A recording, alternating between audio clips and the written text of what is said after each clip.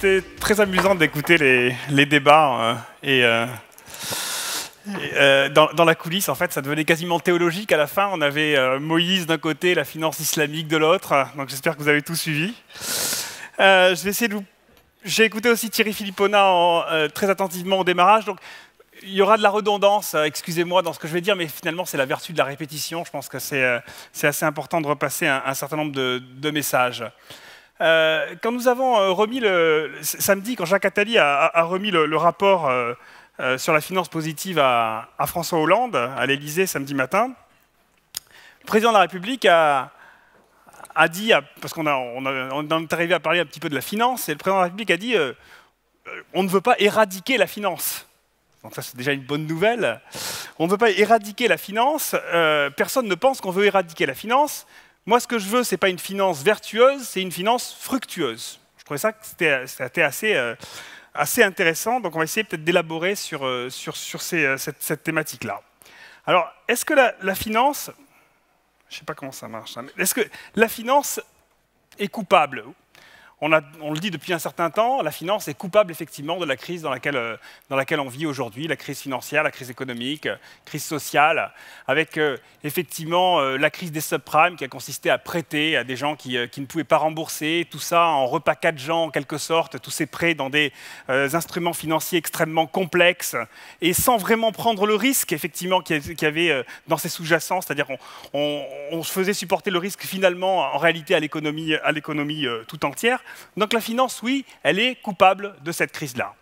Et alors, qu'est-ce qu'on fait pour résoudre ce problème-là ? Joseph Stiglitz en a parlé et d'autres. Eh bien, on fait de la régulation. Donc la régulation, ça consiste, comme l'a dit Thierry Philippona tout à l'heure, à découper les banques entre les banques qui font de la spéculation d'un côté et puis les banques qui font de la bonne banque, de la banque traditionnelle de l'autre. Ça consiste à augmenter le niveau des fonds propres des banques. Donc il y a tout un tas de régulations comme ça, mais on se rend compte que finalement l'efficacité de ces régulations est assez faible. Stiglitz disait effectivement que seulement 40% de Dodd-Frank étaient appliqués aux États-Unis. On voit bien qu'il y a une limite à cette solution exclusivement par la régulation de la crise financière et de la situation de la finance. Mais la finance n'est pas seulement coupable, la finance est aussi un révélateur du fonctionnement global de l'économie. Les financiers, finalement, ils ne font que mettre en pratique ce qui est la théorie financière traditionnelle. Et en quelque sorte, ils sont la partie émergée de l'iceberg de ce que Daniel Cohen appelle l'homo economicus. Donc, si on veut effectivement corriger cet élément-là, cette finance révélatrice du fonctionnement global de l'économie, ben ça veut dire qu'il faut changer le fonctionnement global de l'économie.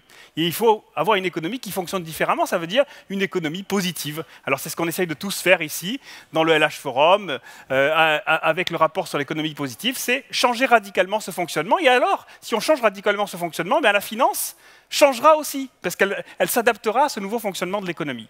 Simplement, ça, on sait que c'est une bonne direction, il faut le faire, mais on sait aussi que ça va être long, qu'il y a beaucoup de résistance et qu'au sein même du monde financier, il y aura encore beaucoup de résistance. D'où l'idée, donc effectivement, la régulation très compliquée, je dirais l'économie positive, certes intéressant, mais long. Une troisième voie que je vous propose d'étudier, d'élaborer aujourd'hui, c'est la finance comme un outil. Finalement, pour arriver à cette nouvelle économie positive qu'on recherche, on le voit bien, on a aussi besoin d'énormément d'investissements, de gigantesques investissements si on veut adapter notre économie aux enjeux considérables des évolutions démographiques, de la contrainte environnementale et de la confrontation en quelque sorte entre ces contraintes démographiques et environnementales. Et donc pour cela, il nous faut des investissements massifs et il faut diriger l'argent, l'épargne, vers les investissements positifs dont on a besoin pour changer effectivement ce fonctionnement de l'économie. Et là, la finance n'est plus ni coupable, ni un révélateur, ni quoi que ce soit. Elle peut devenir simplement une boîte à outils, à condition de l'encadrer et de la diriger intelligemment. Alors, simplement, pour en arriver à cette finance positive, comment on y arrive? Il faut quand même un certain nombre de conditions. Alors, c'est quoi ces conditions? Eh bien, d'abord, premier élément, il faut que la finance mette de côté, abandonne un certain nombre de dogmes qui sont les fondements de la théorie de la finance traditionnelle. Le premier d'entre eux, c'est évidemment le prix de marché, qui est censé être le fair price, comme disent les anglo-saxons. Et donc ce fair price, ce prix de marché n'est pas le fair price, on le voit bien aujourd'hui, les marchés n'évaluent pas correctement. Bon là, on vient d'en avoir effectivement quelques exemples avec Paul Jorion sur le pétrole. Les bulles, ça existe. Les bulles, ça explose, et donc il y a effectivement une problématique sur le fonctionnement des marchés eux-mêmes. Il faut effectivement laisser de côté ce prix de marché et ce fair price, mais ça veut dire aussi laisser de côté tout ce qui va avec. Parce que à côté, qu'est-ce qui embarque? Ce fair price, il embarque tout un tas de choses de fonctionnement de l'économie, de fonctionnement pratique. Par exemple, la valorisation des entreprises, la valorisation des bilans, la valorisation dite en mark-to-market, c'est-à-dire qu'à chaque jour, chaque minute quasiment, on réévalue la valeur de tous les actifs avec ce qu'il y a sur le marché. Et donc, on entraîne comme ça des comportements procycliques, des comportements qui ne font qu'accentuer les évolutions négatives et les bulles. Donc, changer les modèles de valorisation, changer les réglementations qui souvent aussi sont très procycliques, comme typiquement les réglementations de la valorisation des compagnies d'assurance, etc. Et donc aussi changer ce qu'on fait faire aux agences, par exemple aux agences de notation qu'on utilise. Les agences de notation, elles existent, elles donnent des notes, mais c'est la façon dont on les utilise, et notamment dans les réglementations, qui là aussi est procyclique. Si déjà on enlevait la référence aux agences de notation de toutes les lois, de tous les décrets, de toutes les réglementations en Europe et dans le monde, eh bien, les agences de notation n'auraient pas forcément l'effet négatif qu'elles ont aujourd'hui. Donc, premier élément, laisser le dogme de côté. Deuxième élément, c'est accepter concrètement que la finance doit se soucier de l'intérêt général. La finance qui fonctionne pour elle-même, la finance qui ne se justifie que par les services qu'elle se rend à elle-même, ce cercle vicieux en permanence, ça ne peut plus marcher. Il faut revenir effectivement à une définition simple. Qu'est-ce que c'est que faire de la finance? C'est allouer son capital à des projets, à des entreprises, et si possible pour le long terme. Ça veut dire savoir d'où vient l'argent, à qui on va rémunérer ses placements et son épargne, qu'est-ce qu'on va faire de cet argent, dans quoi on va l'investir, pour combien de temps, pourquoi faire. Et ça, ces questions-là, ce sont les financiers qui doivent se les poser. Ils doivent se les poser en pensant à l'intérêt général. Ce n'est pas des questions qu'on peut laisser exclusivement dans les mains de fonctionnement du marché. Ça implique aussi que l'on pense à long terme. Parce que si on veut allouer du capital, et si on veut allouer du capital pour répondre à des enjeux environnementaux et sociaux qui, par définition, sont des enjeux qui se mesurent sur très longue période, et qu'en parallèle de ça, la finance, elle, fonctionne sur des objectifs de performance qui sont à court terme.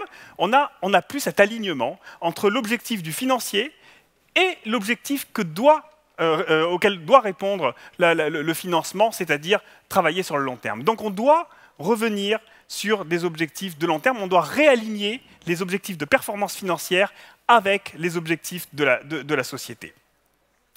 Enfin, autre élément, autre condition pour que tout ça fonctionne, c'est aussi que on repense au fonctionnement des marchés. À quoi servent finalement les marchés financiers? Les marchés financiers, normalement, sont faits pour ça, faits pour allouer du capital. Mais si on regarde aujourd'hui les marchés financiers, notamment les marchés actions, on se rend compte que c'est exactement l'inverse qui se passe. Aux États-Unis, en Europe, si vous ajoutez les rachats d'actions et les dividendes qui sont payés aux actionnaires, eh bien, c'est des montants qui sont supérieurs aux apports de nouveaux capitaux. Donc, autrement dit, les marchés aujourd'hui sont en train de retirer de l'argent du financement des entreprises, en tout cas les marchés d'actions, cotés, plutôt que d'allouer du capital. Et donc ça, c'est un élément important. Et ça veut dire que du coup, les dirigeants des entreprises gèrent leur entreprise en fonction de ce cours de bourse et éventuellement en détruisant de la valeur à long terme sociale ou environnementale. Dans le rapport sur l'économie positive, on a un des éléments importants, c'est la redéfinition de l'entreprise. Qu'est-ce que c'est qu'une entreprise? Une entreprise, ce n'est pas seulement des actionnaires.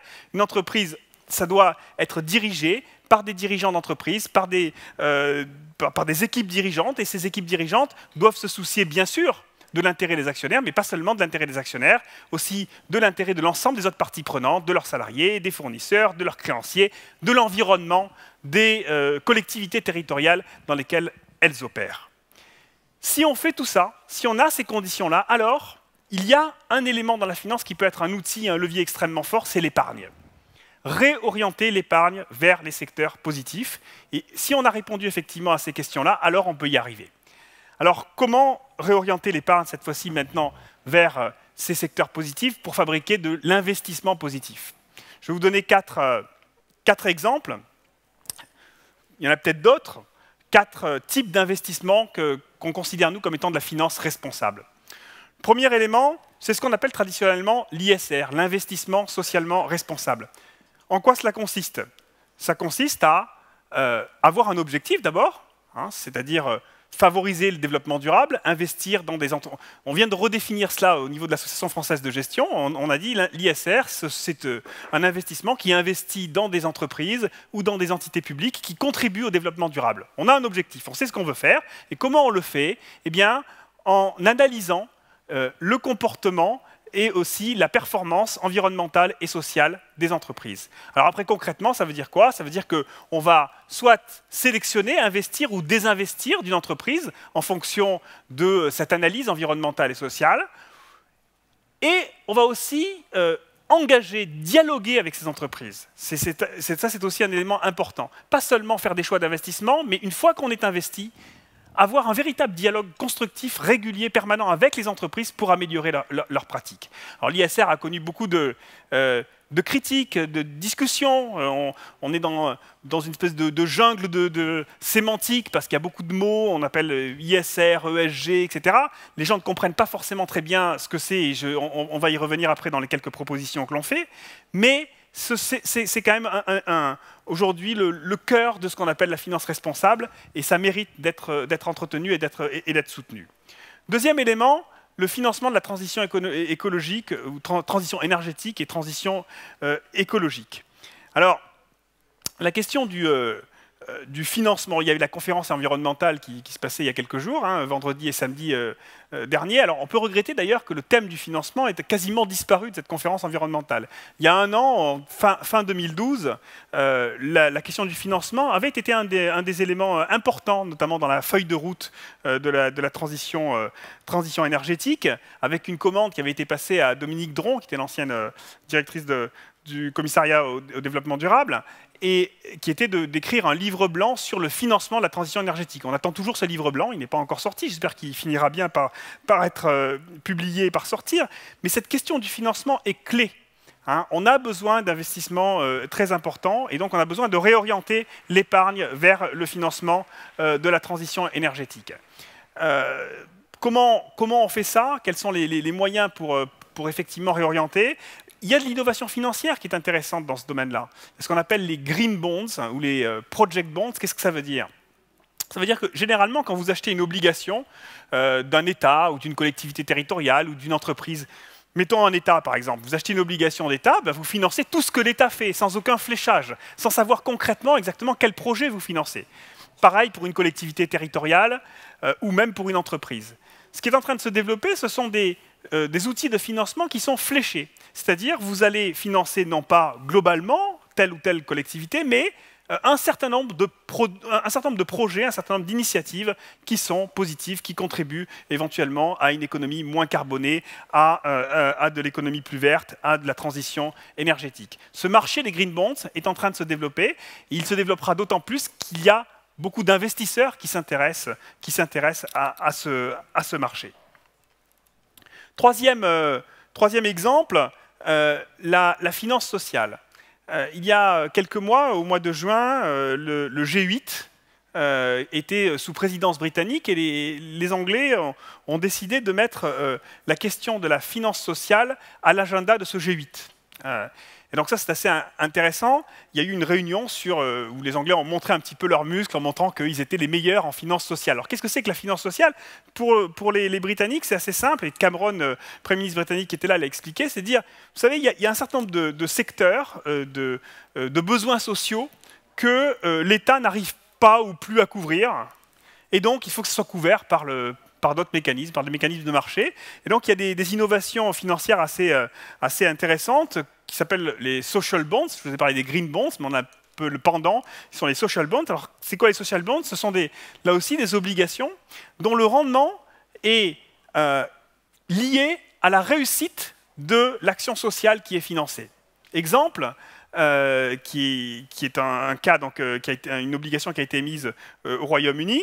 Vous voulez financer un programme de réinsertion de prisonniers. Donc, vous achetez une obligation qui va financer ce programme social de réinsertion, et le taux d'intérêt que vous allez recevoir est d'autant plus important que le programme a réussi. C'est-à-dire, moins il y aura de récidives, plus vous obtenez de rendement. Plus il y a de récidives, moins vous obtenez de rendement. Il y a donc un alignement entre celui qui investit, qui a la performance financière, et la réussite sociale.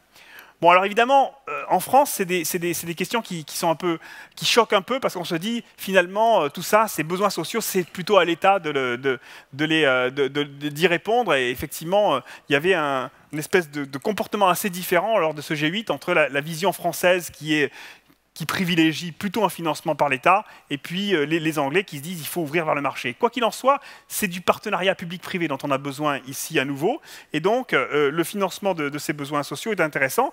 Plus globalement, c'est à l'agenda, ces sujets-là, de la Commission européenne, avec les initiatives Barnier autour de l'économie sociale et solidaire, dont on sait aujourd'hui que c'est à peu près 10% des emplois en Europe.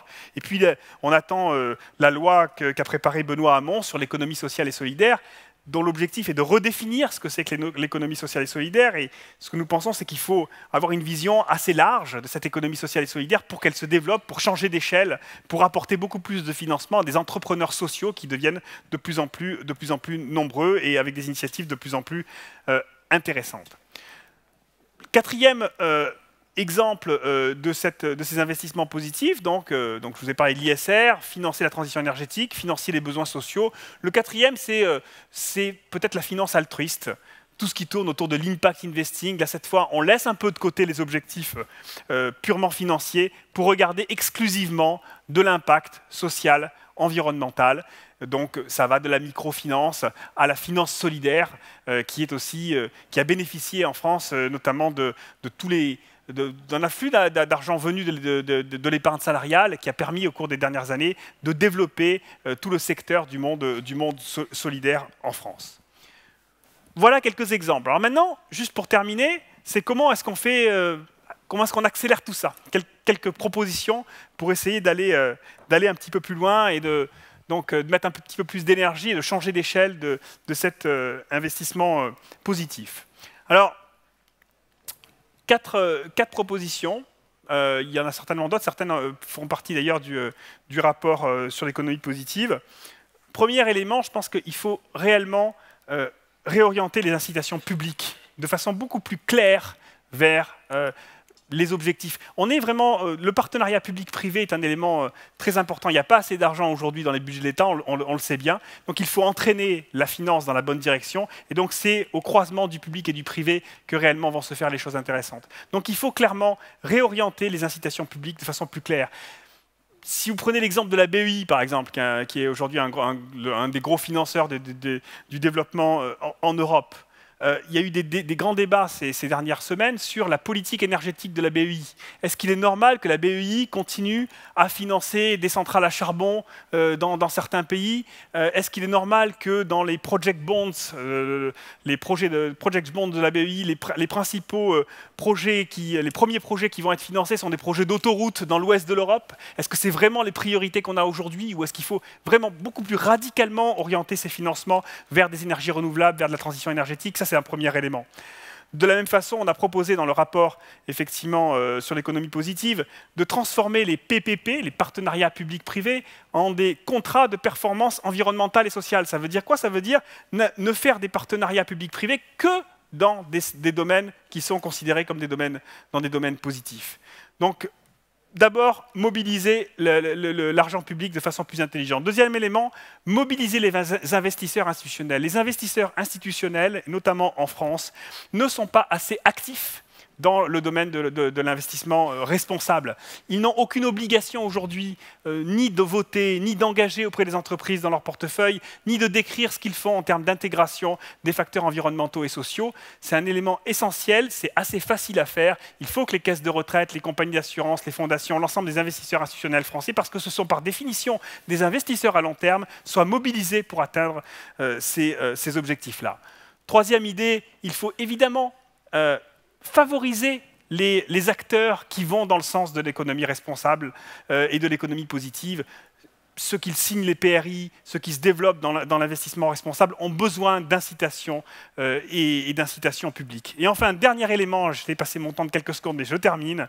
Dernier élément, il faut faire comprendre au grand public ce que c'est que la finance responsable et la finance positive. Et pour cela, il faut des outils très simples. Il y a un an, dans la feuille de route de la transition énergétique, il y avait une proposition qui était de créer un label ISR. Il faut y arriver, il faut créer ce label. Il faut que demain, de la même façon que vous allez choisir des produits bio dans le supermarché ou des produits qui font du commerce équitable, vous soyez capable d'aller dans votre banque et de choisir un produit de finance responsable. Merci. Philippe Zawati, merci.